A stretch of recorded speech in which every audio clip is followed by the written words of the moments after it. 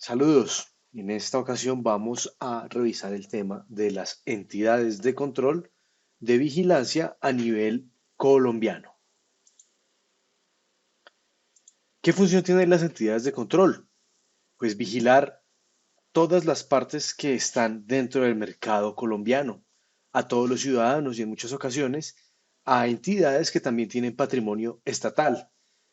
Para poder adelantar sus labores tienen la capacidad de investigar, de averiguar qué es lo que está ocurriendo dependiendo del sector que estén regulando, que estén vigilando.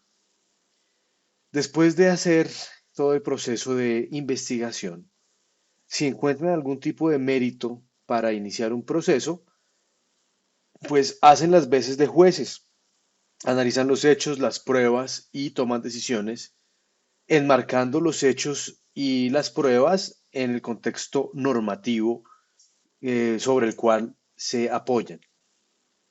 Como estas entidades de control tienen esta labor de investigar y de regular en el mercado, pues son quienes conocen las normas porque son los que las operan más comúnmente.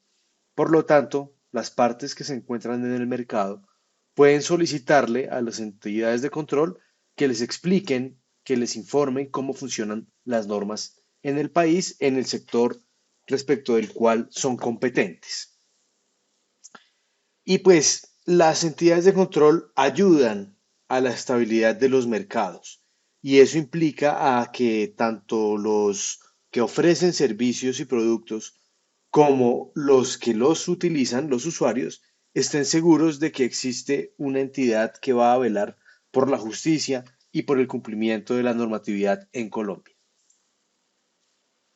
Las primeras de ellas que veremos serán las cámaras de comercio.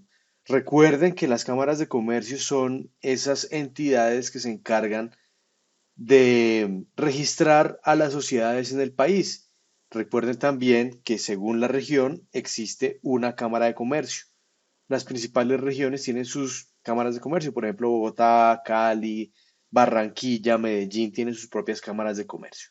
En total son 21 cámaras de comercio, que todas se reúnen en una gran organización que se denomina Confecámaras.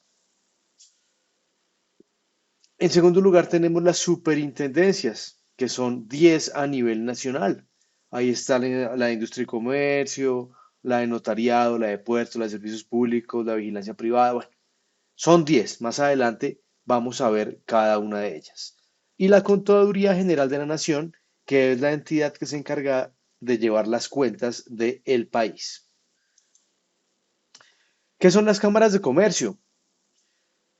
Son privadas, pero que se ofrecen sus servicios al público. En las cámaras de comercio no solamente se registran las sociedades, sino que también se hacen proyectos, se hacen planes educativos para los empresarios, se colabora con el funcionamiento del mercado a nivel local, pues la competencia de cada cámara de comercio corresponde al lugar a donde pertenezca. Las cámaras de comercio son personas jurídicas sin ánimo de lucro. Recuerden la definición de ánimo de lucro.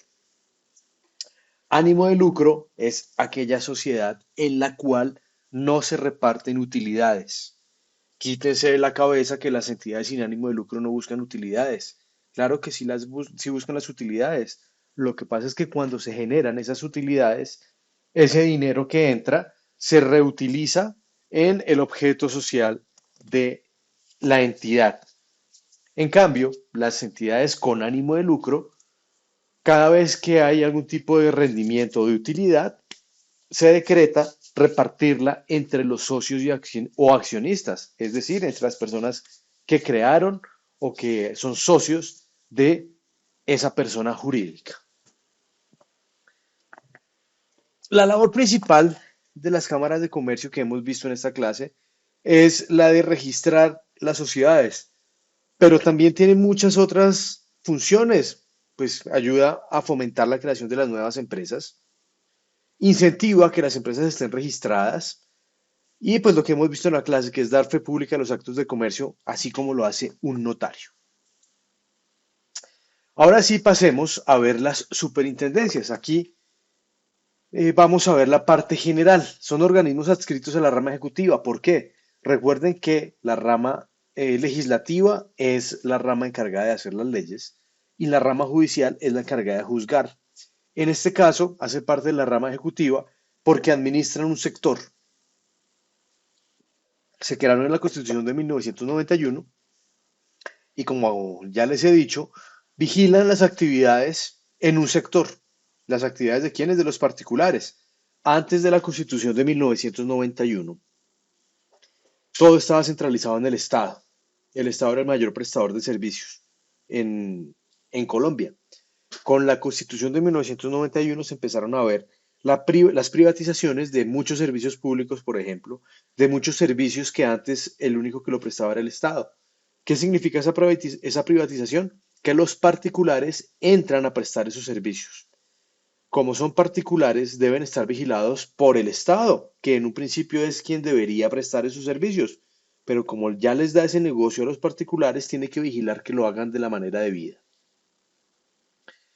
Tienen la función de control y de vigilancia, como si fueran una contraloría. Recuerden que la contraloría revisa el buen uso de los recursos públicos y pues en este caso, aunque no son recursos públicos, sí son servicios que son de interés público. Aquí tenemos el listado de las superintendencias que existen en Colombia. Y pues vamos a empezar una por una. La primera de ellas es la Superintendencia de Industria y Comercio, de la cual ya hemos hablado en clases como por ejemplo de propiedad intelectual, de derechos de autor, o también en la clase de derecho de competencia y competencia desleal, porque la Superintendencia de Industria y Comercio es la encargada de velar por el funcionamiento del mercado. ¿Mm? Ahí pueden ver el listado de funciones que tiene la superintendencia. Protege la propiedad industrial porque en ella es donde se registra y es en ella, ante ella, perdón, que se presentan los casos en los cuales sea violada la propiedad industrial o la propiedad intelectual.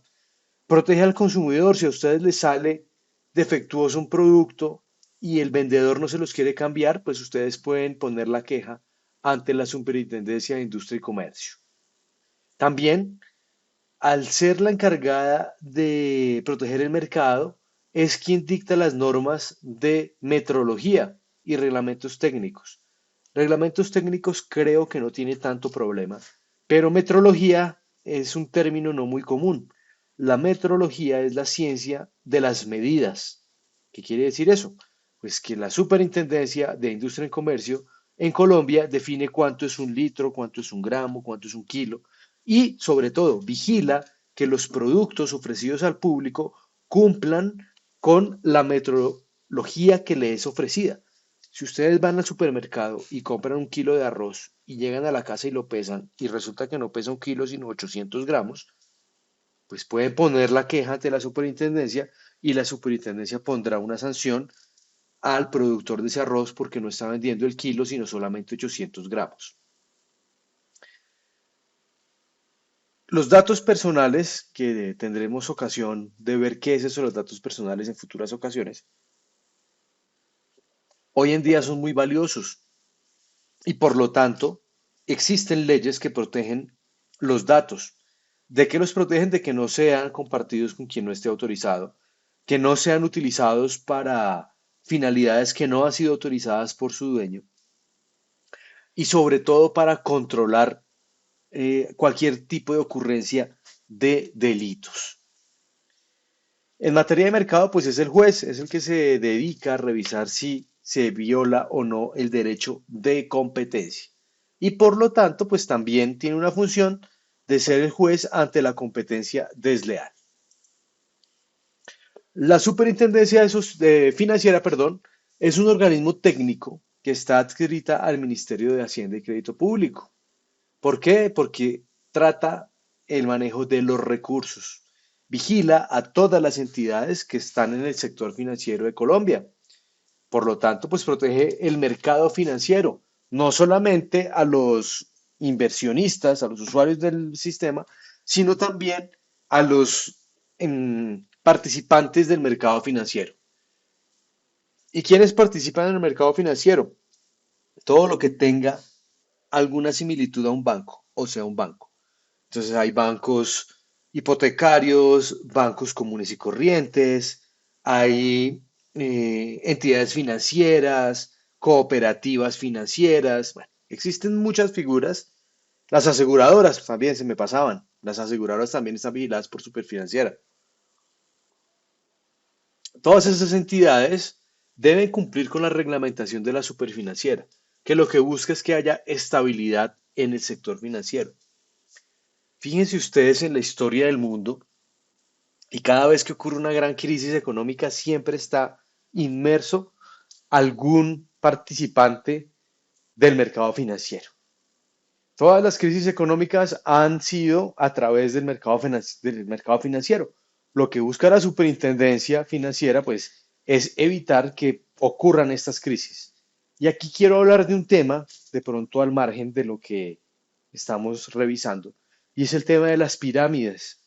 No sé si ustedes hayan leído, escuchado o visto noticias en las cuales digan que unas personas se robaron la plata de otros que quisieron invertir en un negocio donde tiene ciertas características. ¿Cuáles son las características de esos negocios que en realidad no son negocios sino estafaderos de personas?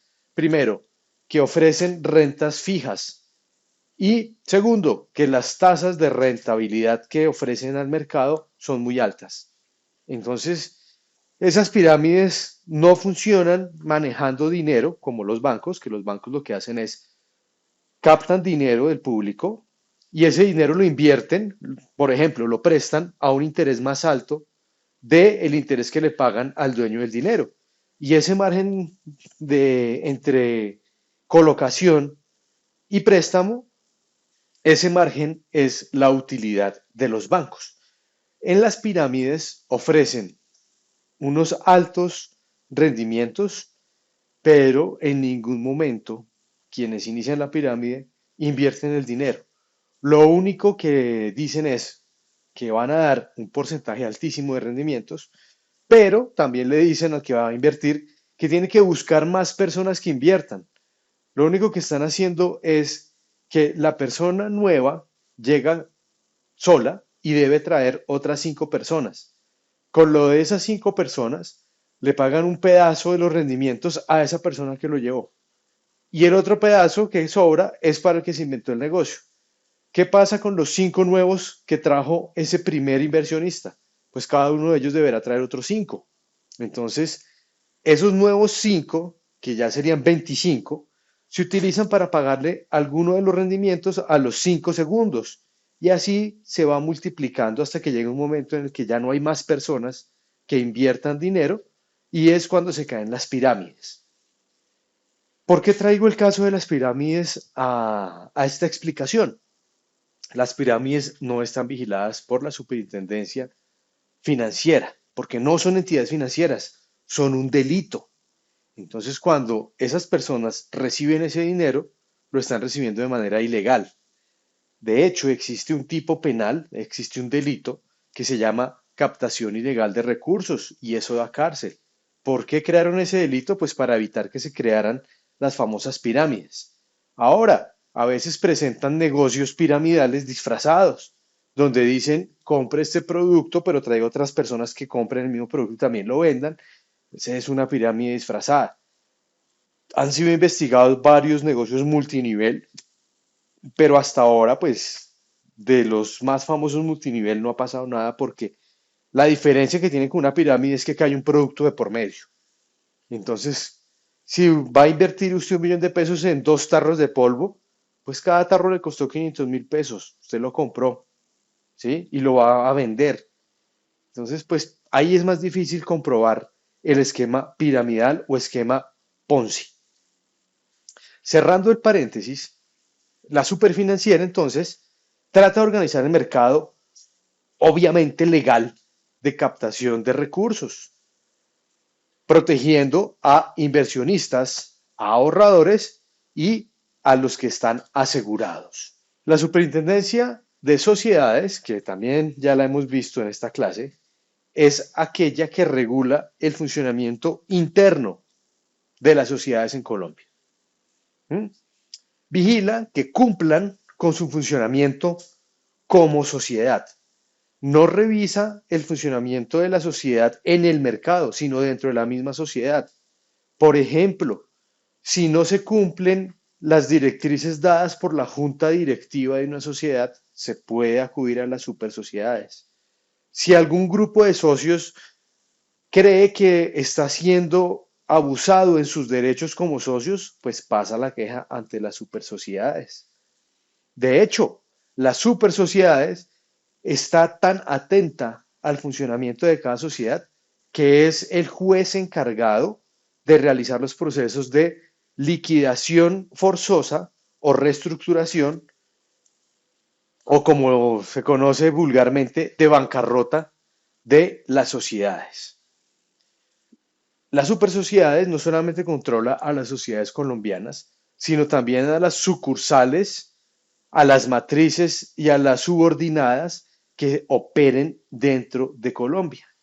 Y actualmente existe una ley que es nueva, que trata el tema de los grupos empresariales. ¿Qué es un grupo empresarial? Es la agrupación de empresas diferentes, con diferentes objetos sociales, pero que por sus características comparten algo. Ya puede ser que tengan los mismos socios, la misma junta directiva, que operen en el mismo sitio. En resumidas cuentas, cuando una persona que tiene muchos negocios los pone a operar, esos grupos, esas empresas independientes, puede que funcionen independientemente, pero al final van a servir al mismo objetivo, a la misma persona. Por lo tanto, son un grupo empresarial y deben tener un control especial porque si una empresa que es mía le vende a otra empresa que es mía, le puede vender a pérdida y eso va a alterar el mercado. Eso va a afectar a toda la economía del país. O de pronto le vende más caro para esconder utilidades y eso pues afecta el recaudo de impuestos, afecta la economía a nivel nacional. La Superintendencia de Economía Solidaria nació en la Ley 454 de 1998 y se encarga de vigilar a todas las entidades solidarias o entidades sin ánimo de lucro. ¿Cuál es la finalidad de una entidad sin ánimo de lucro? Prestarle un servicio a la sociedad, un servicio por el que no va a cobrar en un primer término, ¿no? Existen diferentes tipos de entidades sin ánimo de lucro. De hecho, ustedes pertenecen a una entidad sin ánimo de lucro. Y van a decir, pero pues yo he visto que en la universidad las directivas tienen unos carros y llegan en esos carros y veo también que la universidad tiene un montón de televisores y veo que tiene un montón de equipos. Sí, pero todo eso está encaminado a la labor educativa. Todos esos bienes que tiene la universidad son para mejorar el proceso de aprendizaje de ustedes, para ayudarles a aprender. ¿Qué relación tiene entonces el computador de la secretaria del rector? Póngase a pensar, ¿será que si no existiera la secretaria del rector, el rector podría trabajar como trabaja? Esa secretaria indirectamente está sirviéndole al sistema educativo de la universidad. Ese es un ejemplo, porque existen muchas entidades sin ánimo de lucro. Tenemos entidades artísticas, por ejemplo, que se dedican a promover la cultura. Y ustedes dirán, pero es que la cultura no es necesaria. Sí, la cultura es parte de las necesidades humanas. No la podemos ver como algo accesorio, porque las personas no solamente deben trabajar, también tienen derecho a disfrutar. Y una parte del disfrute son las artes. Y así existen diferentes entidades sin ánimo de lucro que recuerden que se diferencian de las que tienen ánimo de lucro en que los rendimientos, las utilidades que obtengan, se reinvierten en el objeto social y no se reparten a los fundadores, a los creadores de la entidad sin ánimo de lucro. También debemos recordar que esta superintendencia se encarga de los procesos de liquidación de las entidades sin ánimo de lucro. Y ustedes preguntarán, pues acabamos de ver las supersociedades, las sin ánimo de lucro, ¿Qué tiene que ver ahí? ¿Cómo que se liquidan? ¿Entran en bancarrota, en quiebra?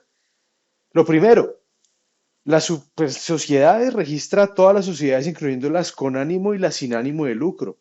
Lo que pasa es que si se va a crear una sin ánimo de lucro, se registran en super sociedades, perdón, en Cámara de Comercio, que oficiaría super sociedades, pero automáticamente se le enviará a Economía Solidaria para que sepa que ya hay una persona nueva que va a entrar a controlar. Porque no es lo mismo tener una empresa con ánimo de lucro, donde se busca lucrar a los socios o accionistas, que una sin ánimo de lucro que lo que busca es prestar un servicio a la comunidad. Entonces, como la supersociedades es la que se encarga de los procesos de liquidación de las sociedades ordinarias, las de ánimo de lucro, pues la de solidaria se encarga de los procesos de liquidación de la sin ánimo de lucro. ¿Por qué? Porque lo que busca la entidad, perdón, las super sociedades es que las personas a las que se les debía plata, a las cuales les debía plata esa sociedad, reciban su pago. Mientras que la Superintendencia de Economía Solidaria lo que busca es que ese servicio social trate de continuar. Entonces, la finalización de una entidad sin ánimo de lucro siempre va a ser que lo que llegue a quedar de dinero se le entregue a otras entidades sin ánimo de lucro que desarrollen un servicio similar al servicio que estaba prestando la que desapareció. Por eso no se puede llevar el proceso de liquidación de una sin ánimo de lucro ante las supersociedades. ¿Qué pasa si una entidad sin ánimo de lucro no está cumpliendo con su objeto social? Es decir, por ejemplo, que se crea una universidad de garaje y resulta que vigilan, perdón, entran a investigar y se dan cuenta que el que funge como rector no hace nada. Lo único que hace es cobrar un sueldo. Y aparte de todo el sueldo que tiene es de 200 millones de pesos.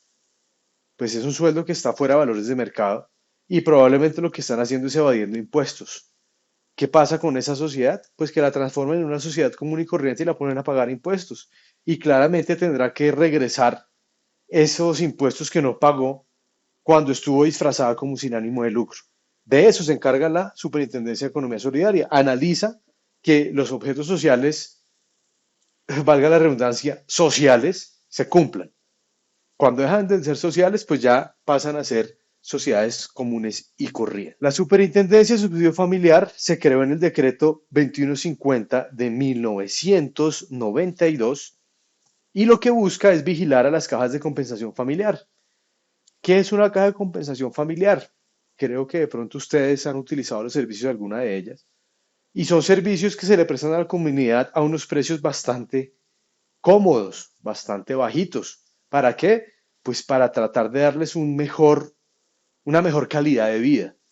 Por ejemplo, ustedes, si sus papás o si ustedes mismos están inscritos en la caja de compensación con subsidio, pueden ir a Piscilago. Que hay en Piscilago un montón de piscinas, toboganes. Es un centro recreativo. ¿Y por qué lo crean?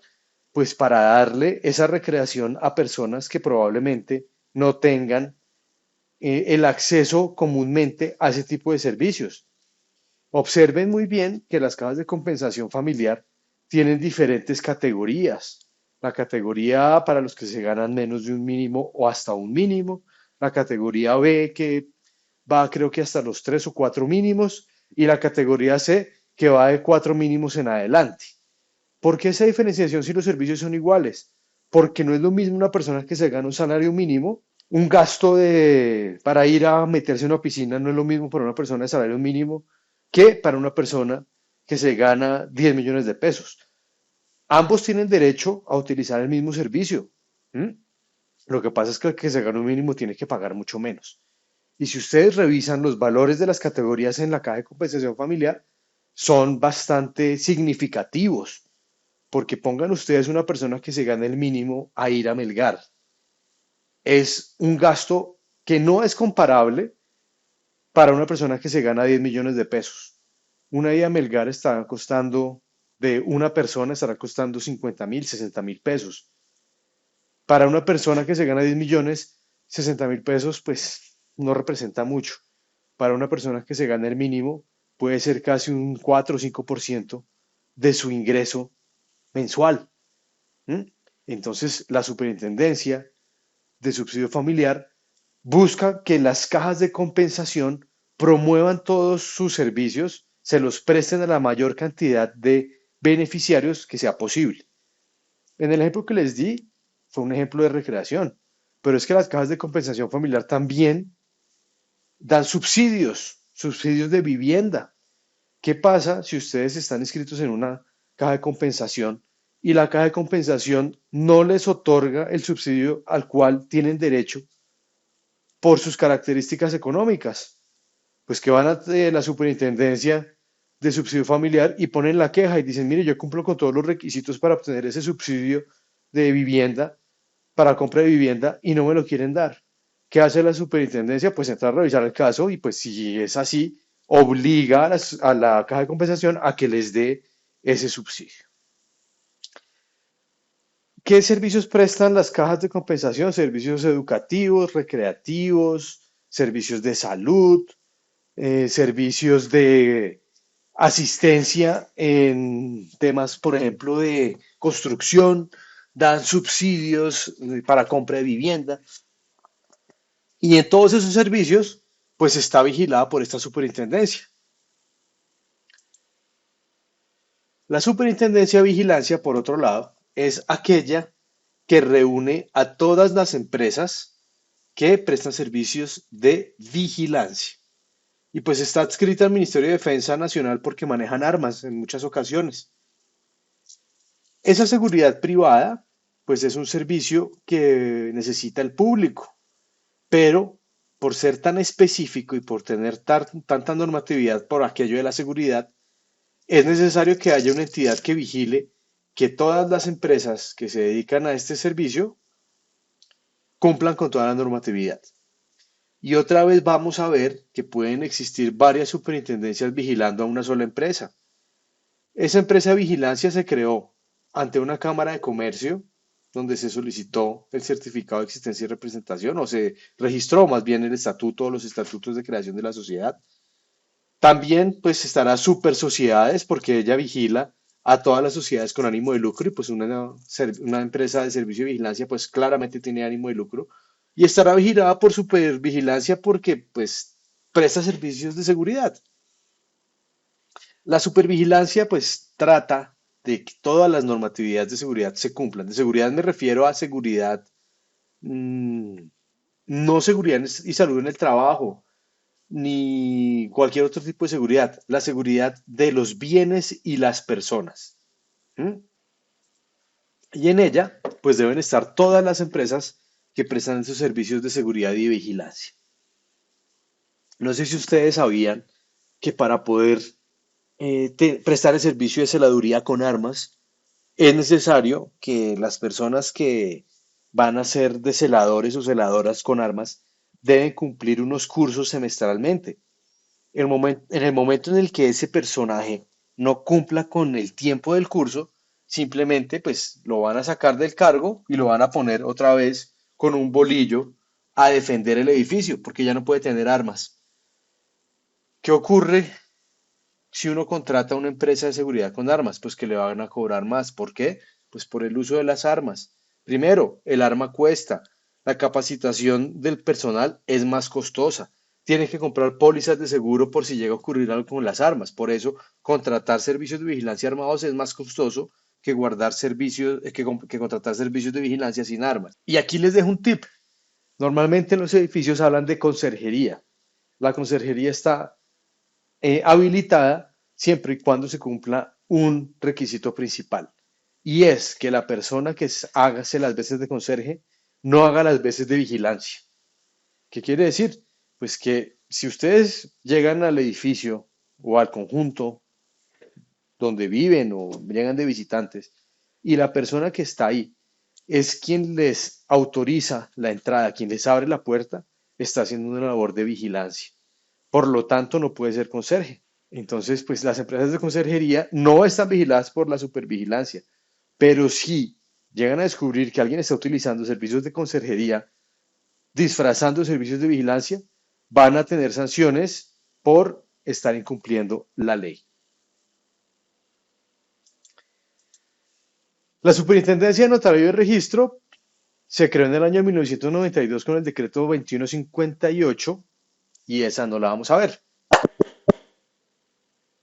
La Superintendencia de Salud nace con el decreto 2165 de 1992 y vigila a todas las entidades que prestan servicios de salud, EPS, IPS, hospitales, centros de salud, todo lo que tenga que ver con servicios médicos. Por ejemplo, las ambulancias. Más adelante veremos que estarán vigiladas por super sociedades, porque se creó una sociedad. Cámara de Comercio, porque ante ella se hizo todo el trámite. Super Salud, porque, pues, servicio de salud, obviamente. Y Super Transporte, porque son vehículos donde transportan enfermos. Cuatro superintendencias que pueden entrar a regular a una ambulancia.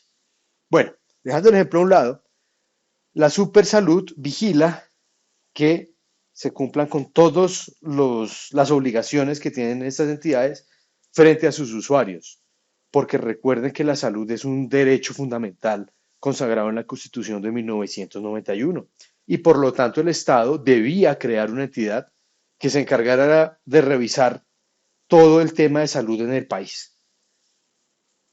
Esa superintendencia de salud también busca maximizar el alcance de los servicios de salud, de garantizarle la salud a la mayor cantidad de personas en el territorio nacional. Y pues como está para ayudarle en tema de salud a todos los ciudadanos colombianos, pues también es la encargada de defenderlos ante cualquier violación de sus derechos frente al tema de la salud. La Superintendencia de Notaría y Registro es la que vigila a las notarías y a las entidades de registro. Recordemos que las entidades de registro y las notarías son las que dan fe de la legalidad y la veracidad de los documentos que requieren ser registrados. Nació con el decreto 2158 de 1992. Hace parte del Ministerio de Justicia porque los documentos que se registran normalmente son objeto, son pruebas en procesos legales que se puedan presentar en un futuro. Entre tantas funciones que tienen las notarías, están las de registro de personas, o sea, registro civil, eh, todo lo que tiene que ver con registro civil, registro de bebés recién nacidos, registro de matrimonio, registro de divorcio, registro de adopciones, todo lo que tiene que ver con la persona natural como persona que tiene derechos legales. ¿Mm? En las notarías también se registran las escrituras, se registran los poderes. Bueno, existen muchos documentos que deben ser registrados en las notarías. Y en el registro, las oficinas de registro de instrumentos públicos son aquellas que llevan el historial de compra y venta de los bienes inmuebles, lotes, casas, apartamentos, edificios, bodegas, locales. Cada vez que una persona pretenda trasladar su derecho sobre ese bien, tendrá que ir a la oficina de instrumentos públicos a actualizar el nombre de la persona que es propietaria del inmueble. La superintendencia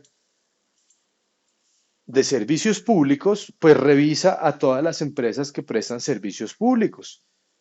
También fue creada con la Constitución de 1991 y existen unas leyes específicas para cada servicio público, porque no es lo mismo el servicio público de agua con el servicio público de telefonía fija.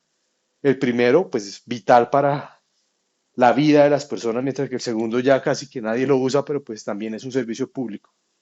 Esa superintendencia de servicios públicos vigila la estabilidad y la buena prestación de todo lo que se considere servicio público. Busca que haya una libertad de competencia, es decir, que las tarifas se ajusten al mercado, que el servicio cumpla con los estándares mínimos que exige el mercado y pues que haya una cobertura lo suficientemente grande para cubrir todas la demanda, a todas las necesidades del público en general.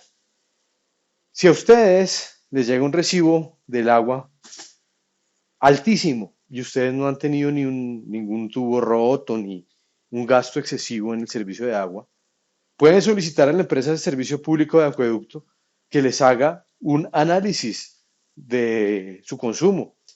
Y si se dan cuenta que no hay una justificación para el aumento de la mensualidad, pues pueden solicitarle a la empresa de servicios públicos que les devuelvan la plata o que hagan el análisis de por qué salió esa cuenta así. Normalmente la empresa de servicios públicos le va a responder negativamente y les va a decir que no va a regresar el dinero. Tienen que ir entonces ante la Superintendencia de Servicios Públicos, presentarle el caso para que ella entre a investigar y a decidir quién tiene la razón. Si el servicio público fue mal cobrado, pues le ordenará a la empresa de servicios públicos de agua que les devuelva el dinero que pagaron en exceso. Y si la empresa tiene la razón, pues ustedes quedan obligados a pagar el recibo que llegó por un mayor valor. La Superintendencia de Puertos y Transporte se creó después de haber sido liquidada la antigua empresa de Puertos de Colombia en el año 91 y se encarga de vigilar todo lo que tiene que ver con el servicio de transporte. Y ahí tenemos servicio de transporte de mercancías, servicio de transporte de pasajeros, servicio de puertos, de aeropuertos, de toda la infraestructura de transporte del país. Si ustedes compran un tiquete con Avianca, que es un servicio de transporte, y Avianca les cancela el vuelo y no les quiere devolver la plata, pues ustedes tienen que ir a la superintendencia y poner el reclamo, porque pues ustedes pagaron y al final nunca les prestaron el servicio. O por ejemplo, ustedes envían una mercancía por Servientrega y la mercancía se pierde y Servientrega no les quiere responder porque ustedes no compraron un seguro. Tiene que responder Servientrega porque ella fue la que firmó un contrato de transporte con ustedes y la que se comprometió a entregar la mercancía. Ese cuento del seguro lo hacen las empresas, primero para lucrarse más porque ellos mismos son los que venden el seguro y segundo para salvarse de cualquier responsabilidad si se llega a perder o a dañar la mercancía que ustedes enviaron. La compra del seguro no es obligatorio, lo que pasa es que ya en la realidad, si ustedes van a un servientrega y no aseguran la mercancía, o les dicen que no se las transportan, o les advierten que si pasa algo no le van a responder, que no es cierto, pero pues. El tema de concesiones también está vigilado por la Superintendencia de Puertos y Transporte. ¿Por qué? Las concesiones son un mecanismo para pagar las obras públicas. Lo que pasa es que nosotros en el común conocemos las concesiones como los peajes, o sea, las vías terrestres. Pero hay concesiones para muchos servicios de transporte. Digamos, hay puertos que fueron entregados por concesión. Un particular construye el puerto, lo explota y le paga un porcentaje al Estado por explotar ese puerto. Y le cobra un porcentaje a los usuarios del puerto, pues para pagar la construcción del puerto y la administración del puerto. ¿Mm? Pero cuando hay un peaje, de los que uno tiene que pagar cuando va en vehículo, en carro, y sale de la ciudad, ¿para qué sirve esa plata de ese peaje? Pues para mantener la vía. Por eso es que hemos visto tantas manifestaciones últimamente, porque dicen el peaje ya se pagó y lo siguen cobrando. ¿Qué quiere decir eso? Pues que ya se hizo la proyección financiera, se le dio a ese particular un tiempo para que explotara esa carretera. Explotara me refiero a que le sacara provecho económico. Claro, la construyó y después empezó a explotar. Pero llega un momento en el que ya se pagó la obra. Cuando ya se ha pagado la obra, ya no debe seguir ese peaje, porque ya la carretera está pagada. Ya no hay razón para que le cobren a las personas el uso de ese peaje. Esto ocurrió con un peaje en Cartagena que llevaba a la zona industrial. Ese peaje se hizo porque la vía ordinaria, la que había antes, no era suficiente para particulares y para camiones. Entonces, pues los camiones tenían que ir por una vía que fuera más rápida, que no entrara en la ciudad y que fuera directamente a la zona industrial. ¿Qué pasa? Los particulares empezaron a ver que por ahí les rendía más y empezaron a usarla. Claro, también pagaban peaje, pero esa vía terminó pagándose hace como 4 o 5 años. Ya estaba totalmente pagada, pero aún seguían cobrando el peaje. Cuando llegó el alcalde Dao, dijo que él no iba a cobrar más ese peaje porque la concesión ya estaba vencida. ¿Qué hicieron? Levantaron el peaje y ahora esa vía es libre, no hay que pagar nada. ¿Por qué? Porque ya está pagada. Si los ciudadanos hubieran sido más diligentes, hubieran iniciado todos los procesos en contra de ese peaje ante la Superintendencia de Puertos y Transportes. O bueno, tal vez lo hicieron, desconozco el caso, por eso les hablo desde la ignorancia, pero probablemente sí lo hicieron y la superintendencia se hizo la de las gafas, miró para otro lado y no realizó lo que debía realizar. Pero pues es chisme, no sé cómo ocurrió ese caso. Sé lo que generó el quitar esos peajes, pero no conozco bien cómo fue toda la historia, entonces no estoy en capacidad de decir si la superintendencia trabajó o no trabajó bien.